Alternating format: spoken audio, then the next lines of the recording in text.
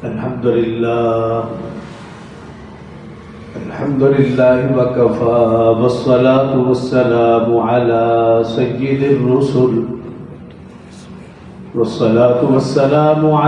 سيد الرسل وخاتم الأنبياء وعلى آله المجتبى وأصحابه الأتقياء ونشهد أن سيدنا وسندنا وحبيبنا وشفيعنا ومرشدنا ومولانا محمدا عبده ورسوله صلى الله تعالى عليه وعلى آله وأصحابه وأحبابه وأزواجه وذرياته وأهل بيته أجمعين وسلم تسليما كثيرا أما بعد فأعوذ بالله من الشيطان الرجيم بسم الله الرحمن الرحيم أولئك الذين امتحن الله قلوبهم للتقوى قال الله تبارك وتعالى في مقام آخر أولئك هم المتقون قال الله تبارك وتعالى في مقام آخر فأما من أعطى واتقى وصدق بالحسنى قال النبي صلى الله عليه وسلم مروا أبا بكر فليصل بالناس قال النبي صلى الله عليه وسلم ما بين بيتي ومنبري روضة من رياض الجنة أو كما قال عليه الصلاة والسلام صدق الله العظيم وصدق رسوله النبي الكريم ونحن على ذلك لمن الشاهدين والشاكرين والحمد لله رب العالمين. تمام احباب ایک مرتبہ نماز والا درود شریف بآواز بلند پڑھ لیں. اللهم صل على محمد وعلى آل محمد كما صليت على إبراهيم وعلى آل إبراهيم إنك حميد مجيد. اللهم بارك على محمد وعلى آل محمد كما باركت على إبراهيم وعلى آل إبراهيم إنك حميد مجيد. رب اشرح لي صدري ويسر لي أمري واحلل عقدة من لساني يفقهوا قولي. رب زدني علما رب زدني علما رب زدني علما.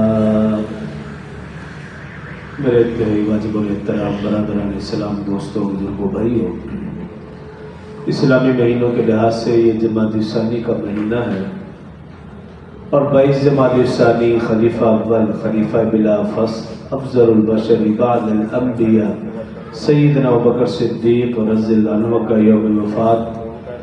اسی مناسبت سے گزشتہ جمعہ ان کے فضائل اور مناقب بیان کیے تھے.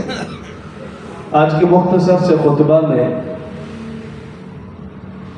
سورہ اللیل کی ایک آیت مبارکہ جو تلاوت کی ہے اس کا مفہوم اور اس کے اندر جو سیدنا ابوبکر رضی اللہ عنہ کی 2 صفات بیان کی گئی اس حوالے سے چند گزارشات عرض کروں گا. محترم سامعین، اللہ رب العزت نے جس طرح قرآن پاک میں اپنی مقدس جماعت، اپنے نمائندے یعنی انبیاء کرام علیہ السلام کا تذکرہ جا بجا فرمایا ہے، بالکل اسی طرح اللہ رب العزت نے رسول اللہ صلی اللہ علیہ وسلم کی مقدس جماعت، رسول صلی اللہ علیہ وسلم کے نمائندوں یعنی صحابہ کرام رضوان اللہ علیہم اجمعین کا تذکرہ بھی جا بجا فرمایا ہے. اس لیے میں یوں کہا کرتا ہوں کہ قرآن کا ہر سپارہ، قرآن کی ہر سورت، قرآن کا ہر رکوع، قرآن کا ہر صفحہ، قرآن کی ہر آیت، ہر لفظ، ہر حرف صحابہ کرام رضوان اللہ علیہ مجمعین کی شان، ان کی قدر و منزلت اور عظمت کو بیان کر رہا ہے اور ان کی گواہی دے رہا ہے، کیونکہ قرآن پاک رسول اللہ صلی اللہ علیہ وسلم کے قلب اطہر پر نازل ہوا تو سب سے پہلے اس کو محسوس کیا تو صحابہ نے، رسول اللہ صلی اللہ علیہ وسلم کی زبان مبارکہ سے کلام پاک نکلا تو اس کو سب سے پہلے سنا دیکھا تو صحابہ نے، قرآن پاک کو سب سے پہلے یاد کیا تو صحابہ نے، قرآن پاک کو سب سے پہلے لکھا تو صحابہ نے، قرآن پر سب سے پہلے عمل کیا تو صحابہ نے، قرآن کا پیغام لوگوں تک پہنچایا تو سب سے پہلے صحابہ نے۔ جو سورہ اللیل کی میں نے آیت مبارکہ تلاوت کی ہے، فَأَمَّا مَنْ أَعْطَى وَاتَّقَى، آج کا جمعہ اسی آیت کے گرد ہوگا۔ یہ سورہ اللیل کی آیت ہے۔ سورہ اللیل میں اللہ نے سیدنا ابو بکر رضی اللہ عنہ کے فضائل بیان فرمائے ہیں۔ اس سے اگلی سورت ہے سورۃ الضحیٰ، اس میں اللہ نے رسول اللہ صلی اللہ علیہ وسلم کی شان، منقبت اور فضیلت کو بیان فرمایا ہے۔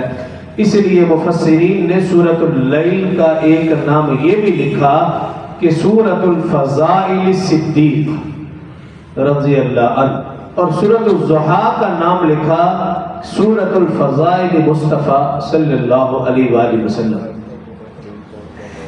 سورۃ اللیل میں سیدنا ابو بکر رضی اللہ عنہ کی شان اور سورۃ الضحیٰ میں رسول اللہ صلی اللہ علیہ وسلم کی شان، لیکن غور فرمائیں سورۃ اللیل پہلے ہے اور سورۃ الضحیٰ بعد میں ہے، نزول کے اعتبار سے بھی اور ترتیب کے اعتبار سے بھی۔ گویا اللہ رب العزت نے سیدنا ابو بکر رضی اللہ عنہ کی شان، فضیلت، منقبت پہلے بیان فرمائی، رسول اللہ صلی اللہ علیہ وسلم کی شان، فضیلت، منقبت بعد میں بیان فرمائی۔ مفسرین نے اس بات پر اشارہ یہ لکھا، اللہ تعالیٰ بتانا، کہنا، سمجھانا یہ چاہتے ہیں جو صدیق کا ہے وہ مصطفیٰ کا ہے، جو صدیق کا نہیں وہ مصطفیٰ کا بھی نہیں۔ فَأَمَّا مَنْ أَعْطَى وَاتَّقَى، یہ آیت مبارکہ، اس میں اور بھی بے شمار صفات ہیں سیدنا ابو بکر رضی اللہ عنہ کی، میں صرف اس آیت کے اوپر بات کروں گا۔ فَأَمَّا مَنْ أَعْطَى وَاتَّقَى، اللہ فرمانے کہ ابو بکر اعطا بھی ہے اور اتقا بھی ہے۔ فَأَمَّا مَنْ أَعْطَى وَاتَّقَى، وَاتَّقَى تقوی سے ہے، متقی، اور اسی سے اتقا ہے۔ جب ایمان والوں کی باری آئی تو اللہ نے فرمایا ھدی للمتقین، جب صحابہ کرام کی باری آئی اللہ نے فرمایا اولئک الذین امتحن اللہ قلوبہم للتقوی، کہ میں نے ان کے دلوں کا امتحان لیا، یہ سب کے سب متقی ہیں، تقوی والے ہیں، پرہیزگار ہیں۔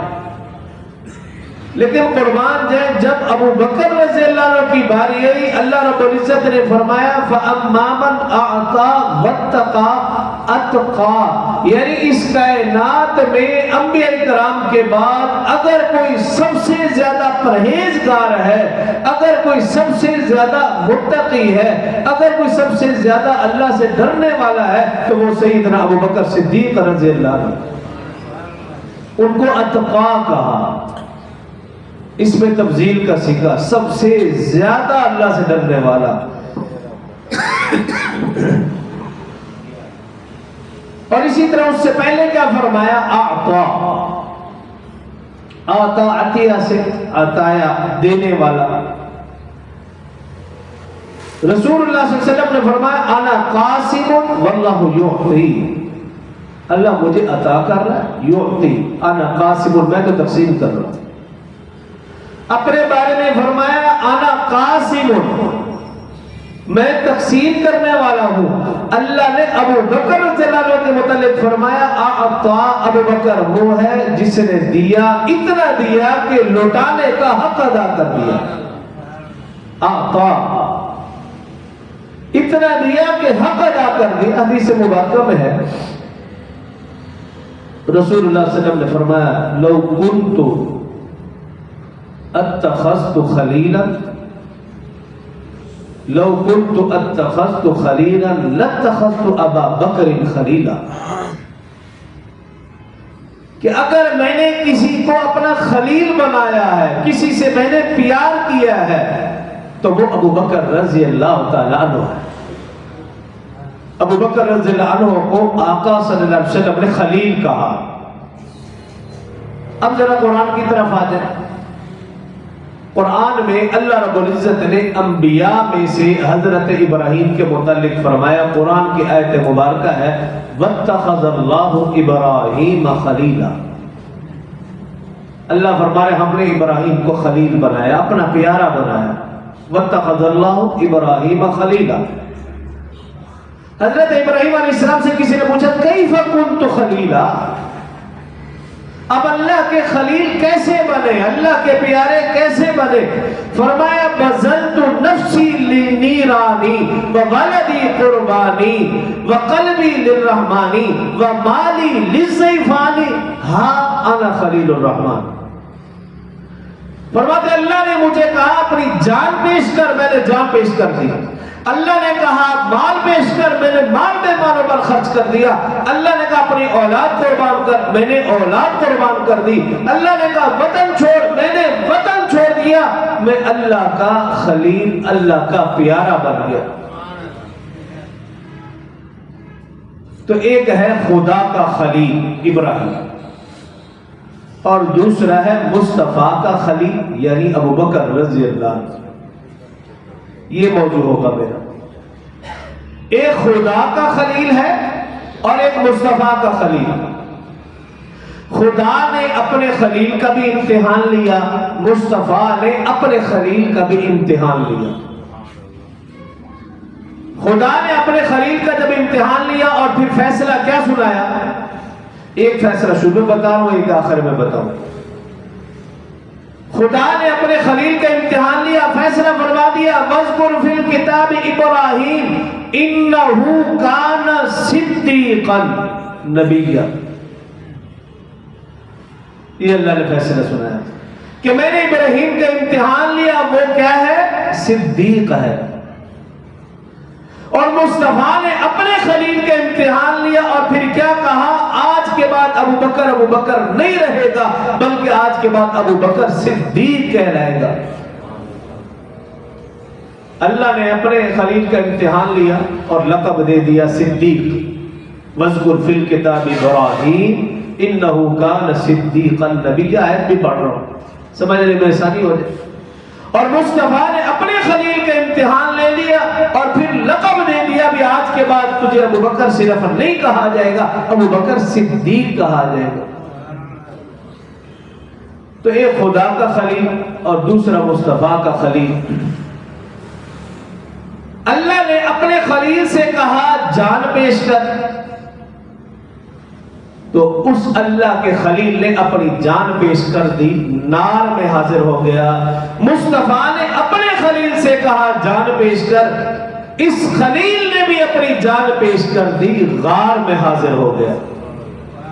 تو اللہ نے نار کا بھی ذکر کیا، وَقُلْنَا يَا نَارُ كُونِي بَرْدًا وَسَلَامًا، اور اللہ نے غار کا بھی قرآن میں تذکرہ کیا، إِلَّا تَنْصُرُوهُ فَقَدْ نَصَرَهُ اللَّهُ إِذْ أَخْرَجَهُ الَّذِينَ كَفَرُوا ثَانِيَ اثْنَيْنِ إِذْ هُمَا فِي الْغَارِ۔ تو خدا اپنے خلیل کا امتحان لے رہا ہے اور وہ خلیل نار میں حاضر ہے۔ مصطفیٰ اپنے خلیل کا امتحان لے رہا اور یہ خلیل غار میں حاضر ہے، اور دونوں کا ذکر قرآن پاک میں ہے۔ ایک حدیث ہے جسے حدیث ثلاثی کہا جاتا ہے۔ حدیث ثلاثی میں حضرت علی المرتضیٰ، حضرت عثمان، حضرت عمر، حضرت ابوبکر اور حتیٰ کہ رسول اللہ صلی اللہ علیہ وسلم نے، پھر جبرائیل امین علیہ السلام نے، پھر اللہ نے، ان سب حضرات نے باری باری کہا مجھے 3 چیزیں پسند ہیں۔ یہ حدیث ثلاثی کہلاتی ہے، اور یہ حدیث فضائل اعمال میں حضرت شیخ الحدیث زکریا رحمہ اللہ نے درج فرمائی ہے۔ تو اگر کوئی جلدی اس کو دیکھنا سننا چاہتا ہے تو وہ تعلیم میں بیٹھے، بعد میں اسے کہیں گے کہ وہ اس حدیث کو پڑھ دے، فضائل اعمال میں موجود ہے۔ اس حدیث کا صرف ایک حصہ کہ سیدنا ابوبکر رضی اللہ عنہ فرمایا کرتے تھے کہ مجھے 3 چیزیں پسند ہیں۔ پہلی چیز فرماتے النظر الی وجہ رسول اللہ، کہ میں چاہتا یہ ہوں کہ دید میری ہو اور آقا کا دیدار کرتا رہوں۔ یہ ان کی ایک سب سے بڑی اور سب سے پہلی خواہش تھی اور یہ پسندیدہ چیز تھی۔ ایک بار سیدنا ابوبکر رضی اللہ عنہ مسجد نبوی میں آئے، آقا صلی اللہ علیہ وسلم کو دیکھا اور چلے گئے۔ رسول اللہ صلی اللہ علیہ وسلم نے بعد میں پوچھا ابوبکر خیریت تھی؟ آپ آئے تھے دیکھ کر چلے گئے۔ عرض کی یا رسول اللہ صلی اللہ علیہ وسلم مجھے بھوک بہت زیادہ لگ رہی تھی، میں نے آپ کو دیکھا، آپ کو دیکھنے سے وہ میری بھوک ہی ختم ہو گئی۔ یہ ان کا معمول تھا، جب بھی بھوک پیاس لگتی سیدنا ابوبکر رضی اللہ عنہ حاضر ہوتے، آقا کا دیدار فرماتے، بھوک بھی ختم پیاس بھی ختم۔ ایک بار آقا صلی اللہ علیہ وسلم کو دیکھ رہے، دیکھتے دیکھتے آنکھ جھپکی، اب آنکھ کو مسلنا شروع کر دیا۔ کسی نے پوچھا خیریت؟ کہاں آنکھ کو سزا دے رہا ہوں، آقا کو دیکھتے ہوئے تو جھپکی کیوں؟ النظر الی وجہ رسول اللہ، کہ ان کی سب سے پہلی اور بڑی خواہش یہ تھی کہ دید میری ہو اور دیدار آقا کا ہو۔ اور اللہ رب العزت سے دعا فرمایا کرتے تھے باری تعالیٰ جس جگہ بھی میں رسول اللہ صلی اللہ علیہ وسلم خدمت میں حاضر ہوتا ہوں صحابہ اکرام موجود ہوتے ہیں، میں چاہتا یہ ہوں کوئی ایسا تنہا موقع ملے تو پھر اللہ نے فرمایا وہ تنہا موقع تجھے غار میں ملے گا کہ تو اکیلا ہوگا، آنکھیں تیری ہوگی، چہرہ آقا صلی اللہ علیہ وسلم کا ہوگا، بس پھر دیکھتے ہی رہنا۔ النظر الی وجہ رسول اللہ، ایک تو یہ خواہش تھی سیدنا ابوبکر صدیق رضی اللہ عنہ، اور دوسری خواہش یہ کہ مال میرا ہو اور آقا پر قربان کر دوں۔ ابراہیم علیہ السلام کی زندگی بھی ذرا سامنے رکھنا۔ دوسری خواہش یہ کہ مال میرا ہو، جب کلمہ پڑھا 45,000 دینار لے کر آقا کی خدمت میں حاضر ہوئے۔ جب آقا صلی اللہ علیہ وسلم کے ساتھ مکہ سے مدینہ ہجرت کی 5,000 درہم لے کر ساتھ چلے۔ جب تبوک کا موقع آیا، تاریخ اس بات کی گواہ، احادیث گواہ، پوری انسانیت گواہ، تبوک کا موقع آیا، گھر میں جھاڑو پھیرا، جو کچھ تھا آقا کی خدمت میں حاضر کر۔ علامہ سیوطی رحمہ اللہ نے اپنی کتاب تاریخ الخلفاء میں لکھا تبوک کا موقع ہے، سیدنا ابوبکر رضی اللہ عنہ نے گھر کا سارا سامان سمیٹا، دیوار پر اپنا ہاتھ پھیر رہے ہیں، ساری دیواروں پر ہاتھ پھیر رہے ہیں۔ پوچھا گیا ابھی کیوں؟ کہا میں چاہتا ہوں اگر سوئی بھی مجھے ملے وہ بھی آقا کے قدموں میں ڈھیر کر دوں۔ اور پھر ایسے ہی کیا گیا، دیواروں پہ ہاتھ لگایا، کوئی سوئی بھی ملی اسے بھی گٹھڑی میں بند کر دیا۔ آخر میں دیکھا کہ میں نے جو لباس پہن رکھا ہے کیوں نہ یہ بھی آقا کی خدمت میں پیش کر دوں۔ وہ لباس اتارا، اس کو بھی گٹھڑی میں رکھا، ٹاٹ کا لباس پہنا، گٹھڑی اٹھائی، جا رہے۔ ان سے پہلے جبریل امین علیہ السلام آقا کی خدمت میں حاضر ہوئے۔ رسول اللہ صلی اللہ علیہ وسلم نے جبرائیل کو دیکھا، ٹاٹ کا لباس، پوچھا۔ تفسیر عزیزی میں علامہ سیوطی رحمہ اللہ نے لکھا رسول اللہ صلی اللہ علیہ وسلم نے پوچھا جبرائیل خیریت؟ ٹاٹ کا لباس؟ کہا یا رسول اللہ اوپر نظر اٹھائیے۔ آقا صلی اللہ علیہ وسلم نے اوپر نظر اٹھائی، آسمان کے سب فرشتوں نے ٹاٹ کا لباس پہن رکھا۔ جبریل امین علیہ السلام نے عرض کی یا رسول اللہ صلی اللہ علیہ وسلم اللہ نے قانون بنا دیا جب تک ابو بکر کے وجود پر ٹاٹ کا لباس رہے گا آسمان کے فرشتے ٹاٹ کا لباس پہنے گے۔ سیدنا ابو بکر رضی اللہ عنہ آقا کی خدمت میں حاضر ہوئے۔ ان سے پہلے حضرت عثمان بے شمار مال لے کر آقا کی خدمت میں حاضر ہوئے۔ حضرت عمر رضی اللہ عنہ حاضر ہوئے، ان کا بھی بہت بڑا گٹھڑا تھا، آقا کی خدمت میں حاضر ہوئے۔ رسول اللہ صلی اللہ علیہ وسلم نے پوچھا اے عمر کیا لائے ہو؟ عرض کی یا رسول اللہ آدھا مال لے آئے ہوں، آدھا چھوڑ آیا ہوں۔ سیدنا ابو بکر آقا کی خدمت میں حاضر ہوئے، آقا نے سوال بدل دیا، پوچھا اے ابو بکر گھر کیا چھوڑ کر آئے ہو؟ عرض کی یا رسول اللہ صلی اللہ علیہ وسلم جو کچھ تھا لے آیا ہوں، اللہ اور اللہ کے رسول کو گھر میں چھوڑا ہے۔ جبریل امین علیہ السلام نے عرض کی یا رسول اللہ صلی اللہ علیہ وسلم اللہ تعالیٰ فرما رہے ہیں کہ کہ آپ آقا صلی اللہ علیہ وسلم سے کہو کہ وہ ابو بکر کو سلام بھی کہیں اور پھر پیغام بھی دیں۔ تاریخ گواہ، احادیث گواہ، سلام پہنچا تو ابو بکر صدیق کو اللہ کا سلام پہنچا یا پھر ابو بکر کی بیٹی اما عائشہ صدیقہ کو سلام پہنچا۔ یہ دو ہستی ایسی ہے، خدا کا سلام پہنچا کرتا تھا، پیغام پہنچا کرتا تھا۔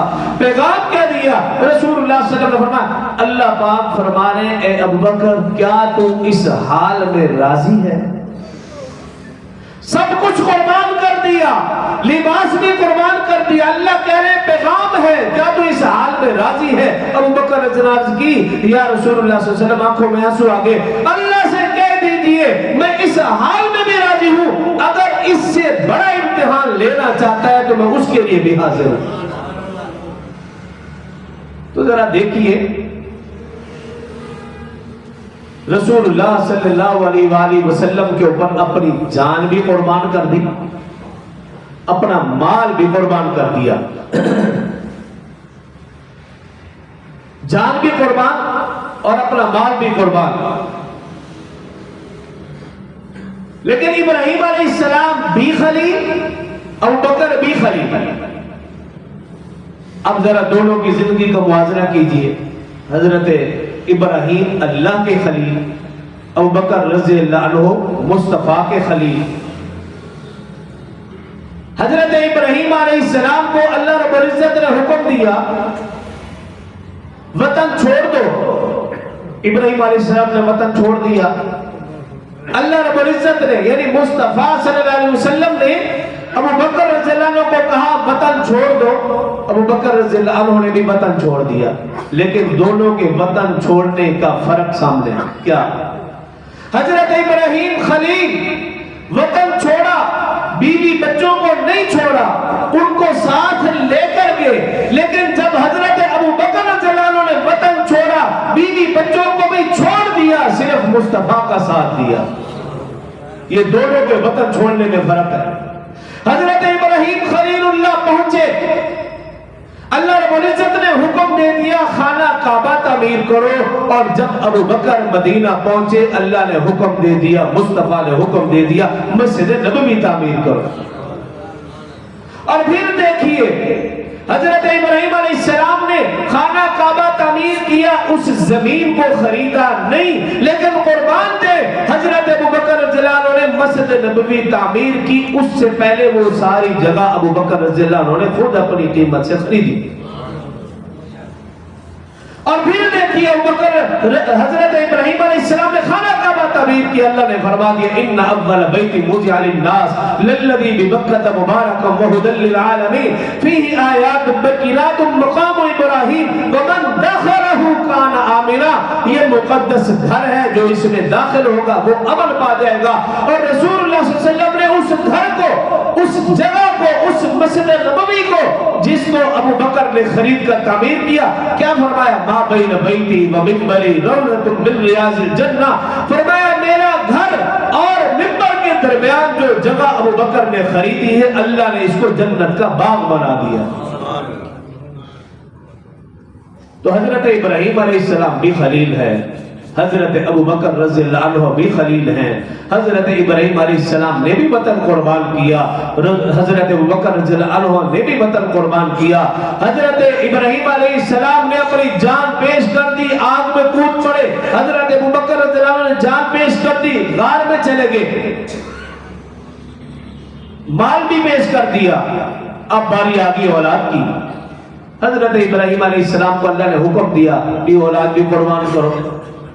ابراہیم علیہ السلام نے حضرت اسماعیل علیہ السلام کو قربان کیا، چھری چلا دی، اور ان کی عمر 9 10 11 سال کے لگ بھگ۔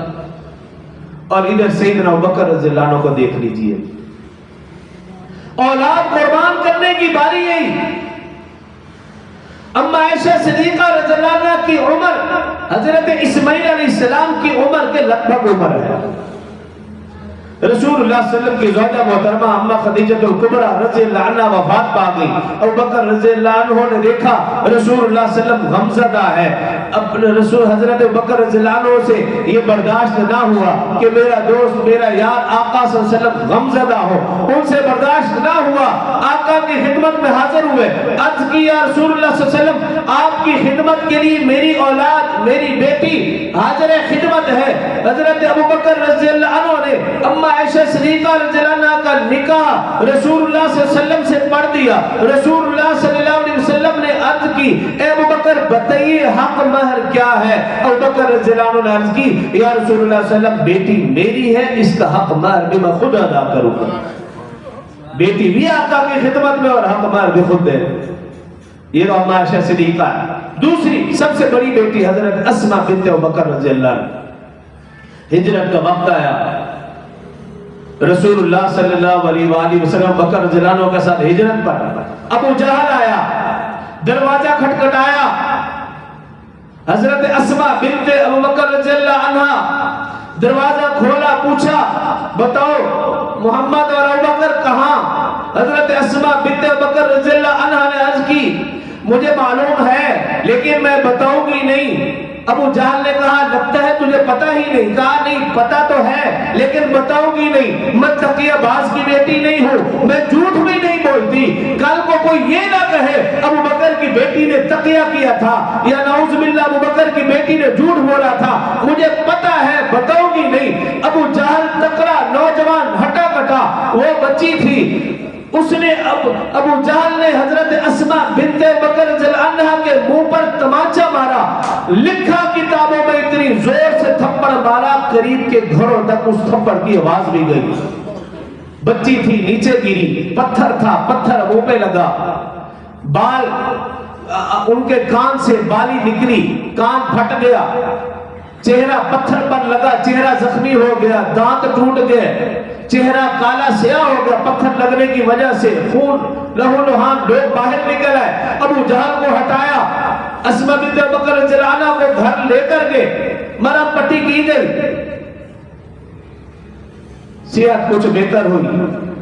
ان کے ذمہ ڈیوٹی تھی، پورے گھرانے کے ذمہ ڈیوٹی تھی، اگر بیٹا بکریاں چرا رہا، غلام کھانا لے کر جا رہا، اسماء بنت ابوبکر رضی اللہ عنہ کھانا پکا کر جا رہی، پورا گھرانہ آقا کی خدمت میں لگا ہوا۔ اسماء بنت ابوبکر رضی اللہ عنہ کھانا تیار کیا، 6000 فٹ کی بلندی پر کھانا لے کر حاضر ہوئی۔ آقا صلی اللہ علیہ وسلم ابوبکر رضی اللہ عنہ غار میں دسترخوان بچھایا، منہ کو چھپایا ہوا، کپڑا لیے ہوا، دسترخوان بچھایا، کھانا آقا کی خدمت میں رکھا۔ رسول اللہ صلی اللہ علیہ وسلم کی نگاہ پڑی، پوچھا بیٹی خیریت تو ہے؟ طبیعت کیسی ہے؟ بتاؤ کیا بات ہے، کیا معاملہ؟ منہ کو چھپایا ہوا، چہرے کو چھپایا ہوا، بتا نہیں رہی۔ ابوبکر رضی اللہ عنہ سے کہا بیٹی سے پوچھو کیا معاملہ، کیا ماجرا؟ ابوبکر رضی اللہ عنہ سمجھ رہے تھے لیکن چاہتے یہ تھے کہ آقا صلی اللہ علیہ وسلم کو پریشان نہ کیا جائے۔ کہا کوئی معاملہ نہیں، کوئی بات نہیں۔ رسول اللہ صلی اللہ علیہ وسلم نے اصرار کیا۔ اسماء بنت ابوبکر رضی اللہ عنہ نے پھر عرض کی یا رسول اللہ صلی اللہ علیہ وسلم اس طرح ابو جہل آیا اور اس نے تھپڑ مارا اور یہ معاملہ، کپڑا ہٹایا۔ رسول اللہ صلی اللہ علیہ وسلم کی نظر پڑی کہ چہرہ زخمی ہے، دانت ٹوٹا ہوا، کان پھٹا ہوا، چہرہ کالا سیاہ ہوگا۔ رسول اللہ صلی اللہ علیہ وسلم کی آنکھوں سے آنسو آ گئے، فرمایا ارحم اللہ علیک ابی بکر، اے ابو بکر تو نے اور تیرے خاندان نے وفا کی حد کر دی ہے۔ پورا کا پورا گھرانہ آقا صلی اللہ علیہ وسلم کی خدمت میں لگا ہوا۔ اور ابوبکر رضی اللہ عنہ نے عرض کی یا رسول اللہ صلی اللہ علیہ وسلم جب آپ ہجرت کے لیے تشریف لائے تھے تو مجھے آپ نے کیا کہا؟ بچوں کو ہٹا دو، میں نے آپ سے ضروری بات کرنی ہے۔ تو میں نے اسی وقت ہی آپ کو کہہ دیا تھا یا رسول اللہ صلی اللہ علیہ وسلم بچوں کو ہٹانے کی ضرورت نہیں، یہ پورا کا پورا گھرانہ جس طرح میرا خاندان ہے اسی طرح آپ کا خاندان ہے، سارا کا سارا راز رہے گا ان کے سینوں میں۔ ذرا دیکھ لیجئے ابو بکر کے سینے میں بھی راز تھا، ان کی بیٹی بیٹوں کے غلام کے سینے میں بھی راز تھا۔ وجہ کیا تھی؟ حضرت ابوبکر رضی اللہ عنہ کا پورا خاندان آقا کی خدمت میں لگا ہوا۔ جس گھر کی بھی، جس فرد کی بھی بات کی جائے، سارا کا سارا گھرانہ رسول اللہ صلی اللہ علیہ وسلم کی خدمت میں لگا ہوا۔ تو حضرت ابوبکر رضی اللہ عنہ نے حضرت ابراہیم کی طرح بڑی جان بھی پیش کر دی۔ مال بھی پیش کر دیا، اپنی اولاد بھی پیش کر دی، سب کچھ رسول اللہ صلی اللہ علیہ وآلہ وسلم پر قربان کر دیا. تو اللہ نے ابراہیم علیہ السلام کو کیا کہا؟ نتیجہ کیا نکلا؟ ابراہیم علیہ السلام سے کیا فرمایا؟ خلیل تھے، فرمایا وَإِذِ ابْتَلَىٰ إِبْرَاهِيمَ رَبُّهُ بِكَلِمَاتٍ فَأَتَمَّهُنَّ قَالَ إِنِّي جَاعِلُكَ لِلنَّاسِ إِمَامًا قَالَ وَمِن ذُرِّيَّتِي قَالَ لَا يَنَالُ عَهْدِ الظَّالِمِينَ. اگلے آیت میں فرمایا فَاتَّخِذُوا مِن مَّقَامِ إِبْرَاهِيمَ مُصَلًّى. ابراہیم تو سارے امتحانات میں پاس ہے، اس کا نتیجہ یہ ہے انی جاعلک للناس اماما، میں تجھے دنیا کی امامت عطا کر رہا ہوں کہ خانہ کعبہ بھی تیرا اور اس کا امام بھی تو ہے. اور واتخذوا من مقام ابراہیم مصلی، مقام ابراہیم کو مصلی بنا دیا، قیامت تک امام اس کے قریب کھڑا ہو کر جماعت کرائے گا. اور دوسری طرف دیکھیے ابو بکر رضی اللہ عنہ، فرمایا مرو ابو بکر فلیصلی بالناس، فرمایا اے ابو بکر تیرے ہوتے ہوئے کوئی جماعت نہیں کرائے گا. فرمایا ابو بکر کے ہوتے ہوئے میرے مصلی کا وارث کوئی بن ہی نہیں سکتا. رسول اللہ صلی اللہ علیہ وسلم حجرے میں تشریف فرما بیمار ہیں، ابو بکر رضی اللہ عنہ نہیں پہنچے، تاخیر سے ہیں. لوگوں نے حضرت عمر رضی اللہ عنہ کو مصلی پہ کھڑا کر دیا، اللہ اکبر حضرت عمر کر چکے ہیں. جیسے یہ آواز آقا صلی اللہ علیہ وسلم کے کانوں میں پہنچی، فوراً آواز دی یہ کون جماعت کرا رہا بتائے گا عمر. کہا پیچھے کو ابو بکر کے انتظار کرو. ابو بکر کے ہوتے ہوئے قوم کو یہ اجازت ہی نہیں کوئی اور نماز پڑھائے.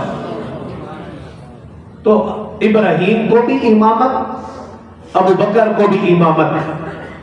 آخری بات، ابراہیم کا نمرود دشمن، اس کے دماغ میں خلل تھا، ابراہیم کو برا بھلا کہتا تھا، دماغ میں خلل تھا. تو اللہ نے سزا کیا دی؟ جوتا بھی اسی کا اور سر بھی اسی کا. اور کہا کہ جو ابو بکر کا دشمن ہوگا اس کے سینے میں خلل، سزا کیا دی؟ بھی سینہ بھی تیرا، ہاتھ بھی تیرا. اللہ سمجھنے اور عمل کی توفیق دے.